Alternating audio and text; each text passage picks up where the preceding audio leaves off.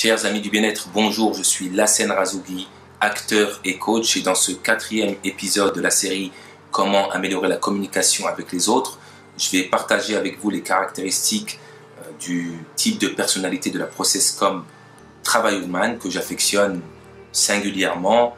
Pourquoi? Parce que je suis moi-même un travaillomane de phase. J'espère que j'aurai l'occasion, le loisir de partager, de vous expliquer ce que ça veut dire la phase. Alors le travaillomane, il est responsable, il est logique, il est organisé. Alors souvent, quand un travaillomane, on lui dit qu'il est organisé, il se dit mais non, je ne suis pas organisé, regardez mon bureau. Mais il suffirait qu'on dise à cette personne de sortir tel dossier pour qu'il aille le chercher sans aucune hésitation. Et le travaillomane, il voit le monde à travers le filtre de la pensée rationnelle. C'est pour ça qu'il faut être très factuel avec lui. C'est pour ça qu'il faut se baser sur des choses concrètes.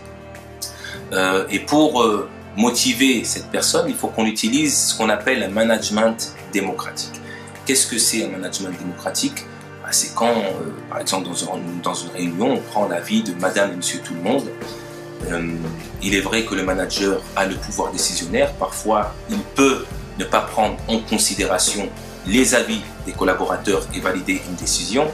Mais cela, ça va vraiment mettre le travaillomane dans un état de stress, parce qu'il a besoin qu'on le reconnaisse déjà pour ses compétences et qu'on le reconnaisse pour son travail. Et en parlant de stress, au premier degré de stress, qu'est-ce qu'il fait?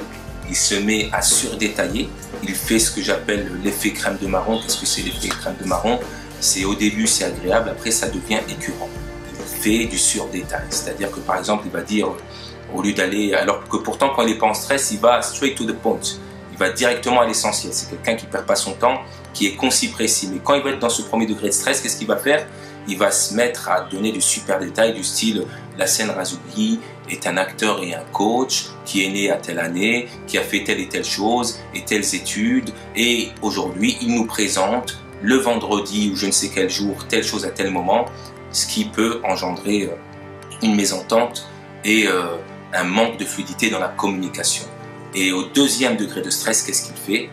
Il ne